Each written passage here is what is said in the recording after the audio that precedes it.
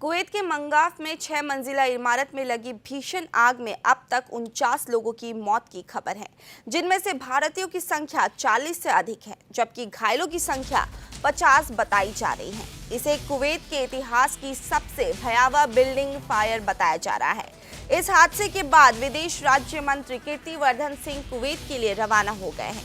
ये आग प्रवासी मजदूरों की एक रिहायशी बिल्डिंग में बुधवार तड़के उस समय लगी जब अधिकतर लोग सो रहे थे।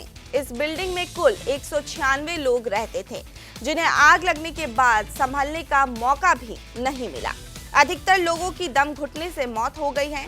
इस घटना के बाद विदेश राज्य मंत्री कीर्तिवर्धन कुवैत के लिए रवाना हो गए हैं। उन्होंने कहा कि हमने कल शाम प्रधानमंत्री के साथ बैठक की थी। वहां पहुंचते ही स्थिति साफ हो गई।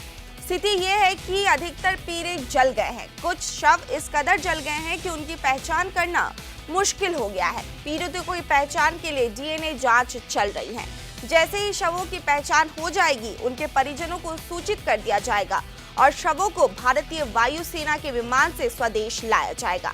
हमारे पास कल रात के ताज़ा आंकड़े हैं, जिसके अनुसार इस हादसे में 48 से 49 लोगों की मौत हुई है। इनमें भारतीयों की संख्या 43 के आसपास है।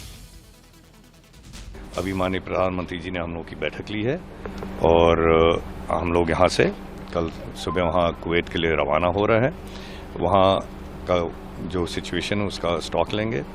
जो घायल हैं, जिनको चोटें हैं, जहाँ जहाँ अस्पतालों में हैं, उनका जायजा लेंगे कि उनका इलाज कैसा चल रहा है। जो हम लोगों की रिपोर्ट है, हम लोगों की एम्बेसी के सारे वहाँ पे अधिकारी कई बार जा चुके हैं। उसके साथ साथ कुवैती अथॉरिटीज़ भी बार बार विजिट किए हैं और हम लोगों के पास जो रिपोर्ट है कि जो घायल हैं उनकी अच्छे ढंग से देखभाल हो रही है और जिनकी मृत्यु हो गई है उनकी जल्दी से जल्दी उनका आइडेंटिफिकेशन का प्रोसेस चालू है और उनको जल्दी जल्दी देश ले जाने की तैयारी में आ रहा है। प्रधानमंत्री ने बोला है कि वो जो पूरा सिनेरियो हुआ है लालच की वजह से हुआ है। देखिए, इस पे हमारा कोई कमेंट नहीं है। हम लोगों को इस घटना, इस सिचुएशन को देखना है, उसको कंट्रोल में करना है और इसमें बेहतर से बेहतर सहायता उपलब्ध करानी, जिसके लिए हमारी सरकार सारी यथासंभव प्रयास कर रही है। सर, इसमें मैक्सिमम लोग केरला के, तमिलनाडु के, उत्तर भारत राज्य। Evening last night with the Honorable Prime Minister, and that's the last update we have about this very sad tragedy.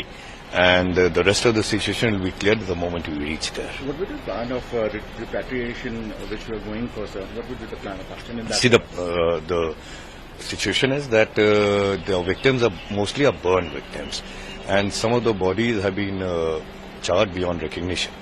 So DNA test is underway to identify the victims, and Air Force plane is on the ready. And as soon as the bodies are identified, their kin will be informed, and our Air Force plane will bring the bodies back. Last update, of course, what is the casualty rate numbers according to as per the government? The latest figures that we had last night, the casualty figures are around 48, 49, out of which 42 or 43 are believed to be our countrymen Indians.